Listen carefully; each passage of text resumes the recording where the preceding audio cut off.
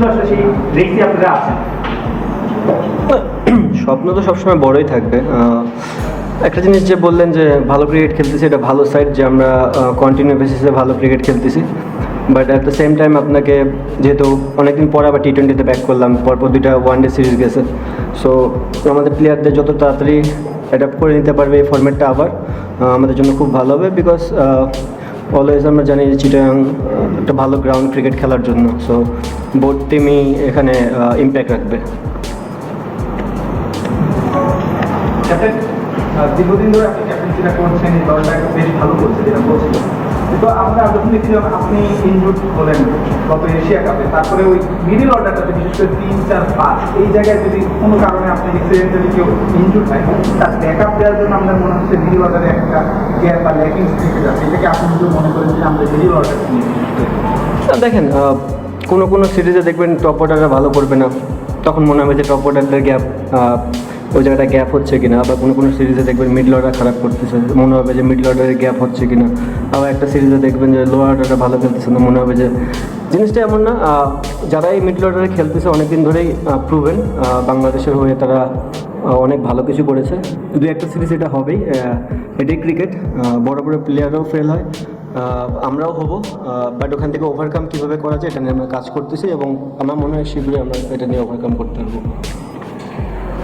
সাম্প্রতিক সময় বেশ কয়েকটা সিরিজে আমরা যেটা দেখেছি যে একটা ফরম্যাট বাংলাদেশ জিতছে, অপর ফরম্যাটে থাকছে।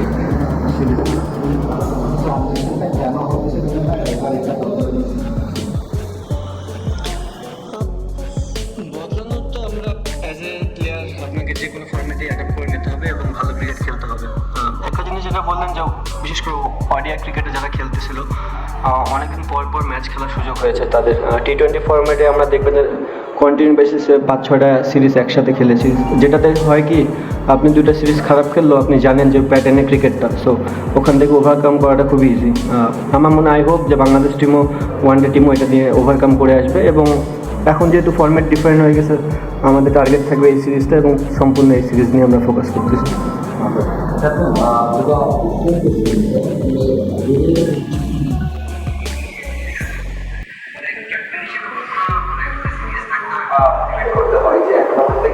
আপনি 4টে সিরিজ জিতেছেন পর মানে ওদেরকে আবার সেই মিডলে দিয়ে আসা।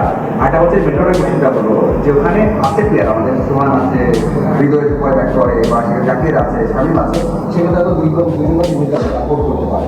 তো তাদেরকে মোটিভেট রাখা হয়, আমাকে নিয়ে আসা যাচ্ছে আপনার রোলটা কেমন এটা।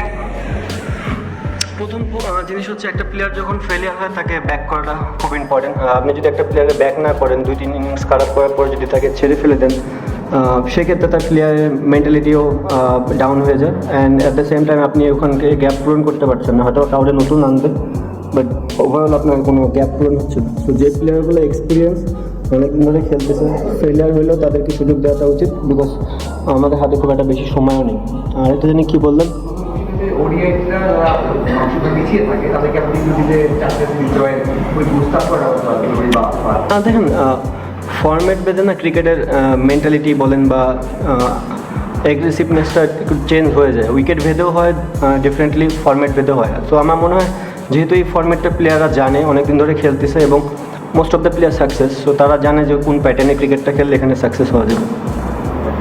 ক্যাপ্টেন, আপনাকে যেহেতু পাওয়া যায়নি, মানে এশিয়া কাপে আপনি যখন শিখে গেলেন আর কি, ওই সময় পর্যন্ত বাংলাদেশের বেশ ভালো একটা সম্ভাবনা ছিল যে আমরা ফাইনালে যাবো। তারপরে যখন আপনি বাইরেছিলেন সেই জিনিসটাকে আপনি একটু কষ্ট লাগে কিনা, প্লাস একটা জিনিস ওইটার সঙ্গে অ্যাক্সিডেন্ট করা যে 4টা সিরিজ আমরা জিতছি, হয়তো সিরিজটা আমরা আগেও জিতেছি। একটা বড় গোল অ্যাচিভ করার জন্য আপনি কি মনে করেন যে এই টি-20 টিমটা, আপনি যে টিমটাকে এখন ঠিক করছেন সেই টিমটা আসলে এগিয়ে যাচ্ছে বা আপনারা আসলে বড় কিছু অ্যাচিভ করতে চান? প্রথমত অ্যাজ এ প্লেয়ার যখন আপনি ম্যাচ খেলবেন এটা কষ্টদায়ক। নট অনলি যে এশিয়া কাপ, আমি যখন বাসা থেকে আফগানিস্তান সিরিজও দেখেছি, এটাও আমার জন্য কষ্টদায়ক যে যেহেতু একটা প্লেয়ার ভালো ফর্মে ছিলাম, টুকটাক ভালো পারফর্ম করতেছিলাম এবং টিমকে লিড করতেছিলাম, সো ওখান থেকে বাসায় বসে ক্রিকেট দেখাটাও এটা কষ্টদায়ক। আর but at the same time এটাকে আপনি মাইনে নিতে হবে যে কিছু কিছু ক্ষেত্রে আপনার হাতে কখনো কন্ট্রোল থাকবে না, স্পেশালি ইনজুরি, যে কারণে যে কোনো সময় ইনজুরি হতে পারে। আর টিম হিসাবে আমি যেটা বলবো, স্টিল আমি মনে করি যদি ওয়ার্ল্ড ক্রিকেট ডমিনেট করতে চাই আমাদের অনেক জায়গা পূরণ করতে হবে, আমরা সেগুলো নিয়ে কাজ করছি এবং যেহেতু ভালো ক্রিকেট খেলতে সেটা ভালো দিক, বাট আপনি যদি টপ টিমগুলোর সাথে কন্টিনিউ বেসিসে ভালো রেজাল্ট করতে চান তাহলে আমাদের যে জিনিসগুলো ল্যাকিংস আছে অ্যাজ এ ক্যাপ্টেন আমি জানি। সো আমরা ওই জিনিসগুলো নিয়ে আমরা কাজ করতেছি এবং হোপফুলি যে বিফোর ওয়ার্ল্ড কাপ এই জিনিসগুলো নিয়ে কন্টিনিউ কাজ করার চেষ্টা করবো যতক্ষণই সময় পাবো। ক্যাপ্টেন তো এই যে ফিরতেছে সেটা হচ্ছে যে উইকেট নিয়ে অনেক কথা হয়েছে, ওয়ান ডে যে উইকেটটা ছিল সেটা নিয়ে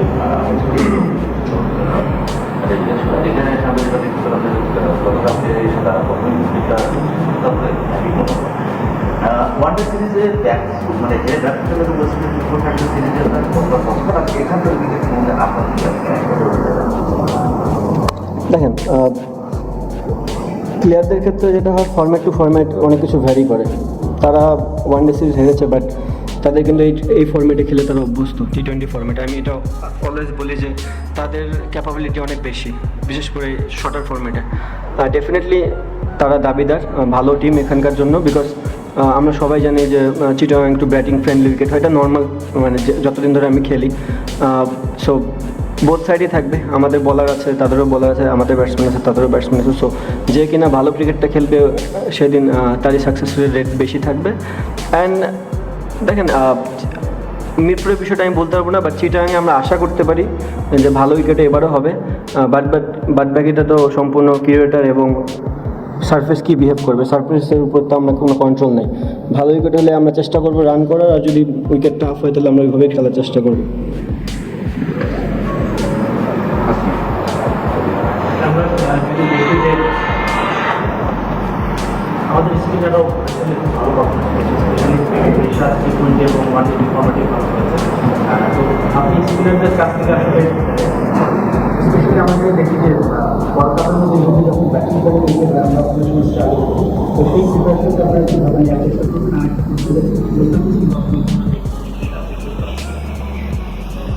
ফার্স্ট অফ অল মোস্তাফিজ সুস্থ, সে টিমের পার্ট হয়ে আছে এবং খুব ভালো মতনই আছেন। আর সেকেন্ড যে জিনিসটা বলেন যে স্পিনারদের ক্ষেত্রে আসলে আপনি যখন টাফ উইকেটে তাদেরকে রেগুলার বোলিং করাবেন, সেখান থেকে আসলে ধারাবাহিকতা তৈরি হবে। আপনি যদি রেগুলার জানেন যে আমি যে উইকেটে বল করবো ওখানে হেল্প থাকবে, আসলে খুব একটা চ্যালেঞ্জ থাকে না। সো চেষ্টা করব যে আমরা এখানে খেলার জন্য, যে এই জন্যই, বিকজ আমি যেটা বললাম যে আমাদের হাতে বেশি একটা সময় নেই ওয়ার্ল্ড কাপের আগে, সম্ভবত এখানে 3টা আর আয়ারল্যান্ড 3টা। তো আমরা চেষ্টা করবো খুব ভালো ক্রিকেট খেলার জন্য, এবং যেখানে যেন সবাই চ্যালেঞ্জ ফিল করে জিনিসটাতে। ক্যাপ্টেন সাইড হাসানের প্রথম শুরুটা হয় টেস্ট ক্রিকেট দিয়ে এবং তারপরে T20 খেলেছে। সেটা এবং বিবেচনা করতে সাইড হচ্ছে টেস্টের প্লেয়ার বা টেস্ট প্লেয়ার, সেইখান থেকে আসলে এইভাবে সীমিত করে ক্রিকেটে করতে হতো। অবশ্য হচ্ছে সাইড থেকে আপনার মুম্বাইকে আসলে সাইড কোন জিনিসটা আপনাকে ইনভেস্ট করছে? ইমপ্রেস করছে তার ক্রিকেট খেলা, সেহেতু ক্রিকেট প্লেয়ার, তার যে কোনো কিছু করতেছে এটাই ভালো লাগতেছে। একদম দেখেন একটা পজিটিভ সাইড হচ্ছে যখন সে T20 ফরম্যাটে আসলো, ব্যাটিং প্লাস বোলিংয়েও সে কার্যকারিতা দিচ্ছে, এবং ওয়ানডেতেও দেখেন যে তারা সে বল করেছে সাকসেস, এবং ব্যাটিং তো সাকসেস হচ্ছে। অ্যাজ এ ক্যাপ্টেন হিসেবে আমার একটাই চাওয়া থাকবে, সে যেভাবে ক্রিকেট খেলতেছে ফ্রিলি এইভাবেই যেন খেলে, আর তার ভবিষ্যৎ জন্য উজ্জ্বল থাকে সবসময়। সে ভালো করলে বাংলাদেশ টিমের জন্য বেটার। তিনটা ম্যাচ আর আয়ারল্যান্ডের 3টা ওয়ার্ল্ড কাপ আগে বলতে 6টা এই সিরিজ থেকে আপনি কি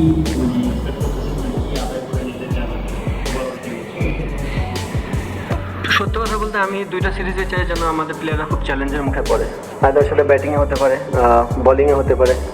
আমি চাই যে এই 6টা গেম থেকে যতটা আমরা পিছিয়ে থাকবো ততটাই ভালো, ব্যাকফুটে থাকবো। দ্যাট মিনস যে চ্যালেঞ্জের কথা বলতেছি, নট যে আমরা গেমে পিছিয়ে থাকবো। আমি চাই যে বলাররা যখন বল করবে তারা যেন আন্ডার প্রেশার থাকে, যে জিনিসগুলো আমার ভবিষ্যতে সামনে যেহেতু ওয়ার্ল্ড কাপ, সেখানে আমার অনেকটা হেল্প করবে। ক্যাপ্টেন্সি নিয়ে আসলে সেদিন বলতেছিল তো বললেন, তারপর তাহলে ভুলে বলতে তারা ক্যান্ডিডেট কথা বলতে তাদের সাথে আপনার সাথে কোনো কথা হয়েছে কিনা, আপনি টেস্টের অফারটা আসলে আপনি নিতে ভেরি ডিফিকাল্ট ভাইয়া, এখন পর্যন্ত এই বিষয় নিয়ে আমি কোনো কিছু জানি না। তারা যদি মনে করে যোগ্য, অবশ্যই তারা আমার সাথে কনভারসেশন করবে, দেখা যাক তারপরে ডিসিশনটা কী হয়। আর অবশ্যই অ্যাজ এ প্লেয়ার হিসেবে যখন আপনি খেলবেন টেস্ট ক্রিকেটে ক্যাপ্টেন্সি, এটা অনেক বড় একটা পাওয়া। আমার মনে হয় না কেউ না করবে না, বাট তাদের পক্ষ থেকে এখনও কোনো কিছু আসেনি। ওয়েস্ট ইন্ডিজের এই ওয়ান ফেমাস ক্রিকেটার এটা আসলে দুই দলের জন্য চ্যালেঞ্জ কিনা আপনি একটা জিনিস বলছিলেন, আর লাস্ট 2024 যে সিরিজটা এখানে হয়েছে জিম্বাবুয়ের এগেন্স্টে আপনি নিজেও বলছিলেন যে আসলে একটা ভালো জায়গা এই ওয়ার্ল্ড কাপে প্র্যাকটিস করলে আপনি উইকেটটা কেমন নিয়েছেন সবার সময় খেলা কোনো দুই দলের জন্য আপনি সিরিজটা কেমন হবে বা আরেকবার বলেন, আমি প্রশ্ন বুঝি।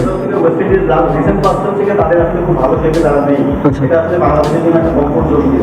সেকেন্ড ডে হচ্ছে গিয়ে একই ছটার সময় খেলা, সেটা হচ্ছে গিয়ে দুই দলের জন্যই আসলে একটা প্যারালাল একটা সিচুয়েশন হবে কিনা। ফর্মেট ডিফারেন্ট, সো বলতে পারবো না, বিকজ T20 ফর্মেটটাই এমন, আপনি দুদিন খারাপ খেলবেন, একদিন ঘুরে দাঁড়াবেন। সেদিক দিয়ে ওয়েস্ট ইন্ডিজ এগিয়ে থাকবে, কারণ তারা পূর্বেও এই ধরনের ক্রিকেট খেলেছে এবং তারা মোটামুটি সাকসেসফুল। আর 6টার সময় খেলা দুই টিমের জন্যই সেম, ওয়েদার কন্ডিশন, উইকেট সবই সেম হবে। যারা বেটার ক্রিকেট খেলবে তারাই জিতবে।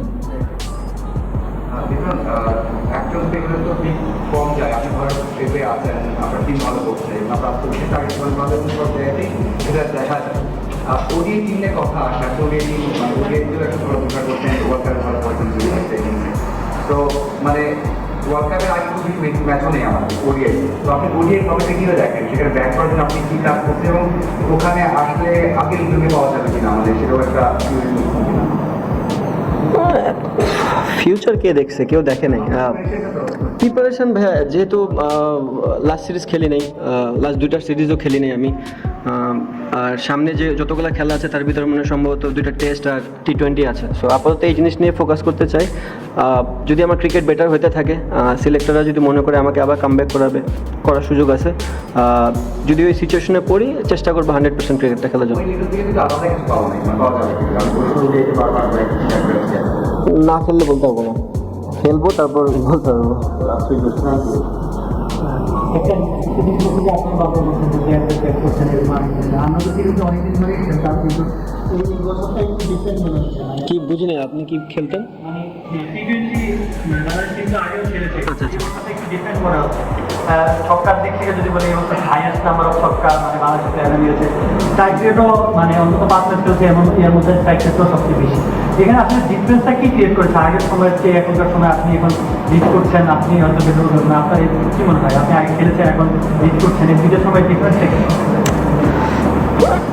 ডিফারেন্স খুব একটা তেমন কোনো কিছু না। এখন আমরা চেষ্টা করতেছি বেটার উইকেটে খেলার জন্য।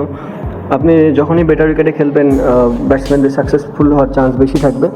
অ্যান্ড যতগুলো প্লেয়ারই আছে আমার মনে হয়, ইনফ্যাক্ট 6 থেকে 7 পর্যন্ত যতগুলো বাংলাদেশ টিমের প্লেয়ার আছে এর ভিতরে মানে 6-এর সংখ্যা আমারই কম। যদি আমি ওভারঅল আমার ক্রিকেট ক্যারিয়ার দেখি, ম্যাক্সিমাম প্লেয়ারই অনেক বড় বড় 6 মারতে পারে। এটা একটা বাংলাদেশ টিমের জন্য positive sign. But at the same time আপনি ক্রিকেট শুধু 6-এর উপর দিয়ে গেলে হবে না, আপনাকে স্মার্ট ক্রিকেট খেলতে হবে।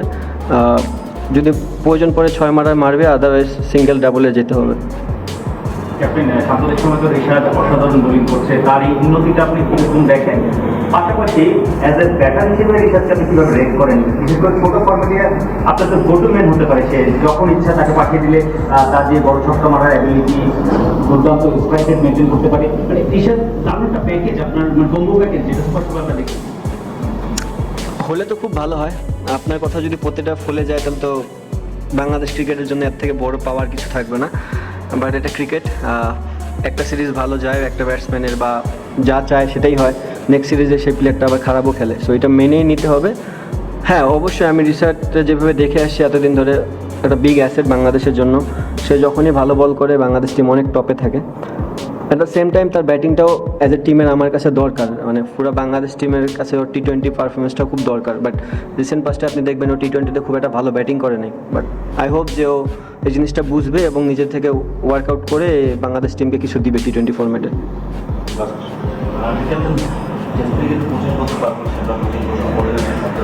টেস্টে আমরা ভালো না, T20 শিখছি, ওয়ান ডেতে আমরা সেই জায়গাটা দেখি T20 কথা বলে আজকে ক্যাপ্টেন্সি নেওয়ার পর থেকে যে সেই লার্নিংগুলো দিচ্ছি আমরা বেরোয় আসি।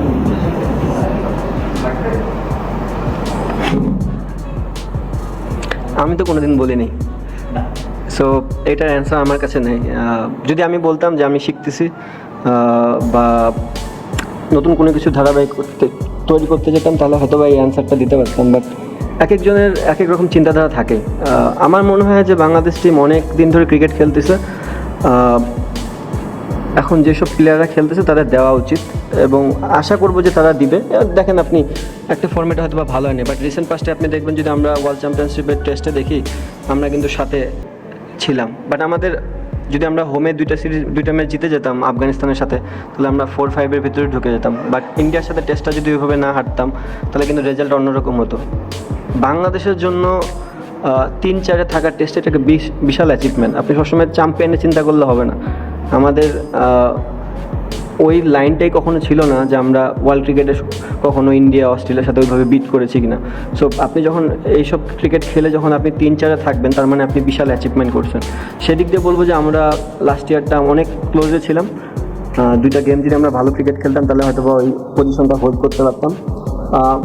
অবভিয়াসলি T20টা ডে বাই ডে ইমপ্রুভ করতেছে, যদিও বা আমাদের হিস্ট্রি খুব ভালো ছিল না, সেখান থেকে মোটামুটি অনেকখানি আগানোর চেষ্টা করতেছি আমরা। হ্যাঁ, যেটা বললেন যে ওয়ানডে ক্রিকেটটা আমাদের হিস্ট্রি ভালো ছিল, সো এখান থেকে আমাদের আরও ডে বাই ডে আগানো উচিত এবং as a whole Bangladesh cricket আমরা সবাই মিলেই এই জিনিসটা নিয়ে চিন্তা করতেছি এবং কীভাবে ওভারকাম করা যায় এটা নিয়েও আমরা কাজ করার চেষ্টা করতেছি। তাসকিন আহমেদ, তাকে নিয়ে যখন আপনি T20 খেলেন হয়তো অনেক পরিকল্পনা করতেন, আমরা দেখেছি এসে মানে ম্যাচে ভিন্ন হয়। তাসকিন যেভাবে আমাদের জন্য নিশ্চয়ই করে